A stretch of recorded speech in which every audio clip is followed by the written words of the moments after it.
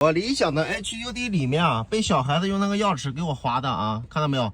搁到你肯定心疼，但是在我这儿的话，我一点都不心疼，因为呢，嘿嘿，我上面装了一个这个 HUD 的保护罩啊，你看，给我画的。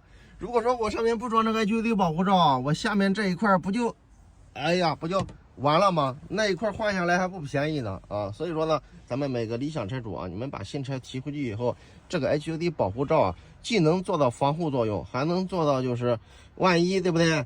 真有那熊孩子给你上面吭给你画一下，你说怎么办呢？而且这个的话啊，两边都做了防护，这是一个最新一代的 HUD 保护罩啊，已经做到了这种弧度的设计，装上去以后不重影了，也不反光了，也不像之前的还需要调 HUD 的高度，这个的话就不需要调了啊。装上去以后，你看到没有？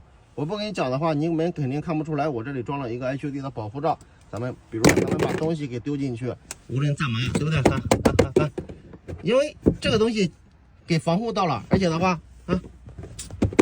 咱们 HUD 的显示的清晰度啊，也是不遮挡啊，所以说呢，咱们理想车主，你们把新车提回去以后啊，这个 HUD 保护罩啊是个刚需，你们一定要给它整上。我给咱们车友们放到视频左下角了，你们可以整一个给我这一模一样的啊。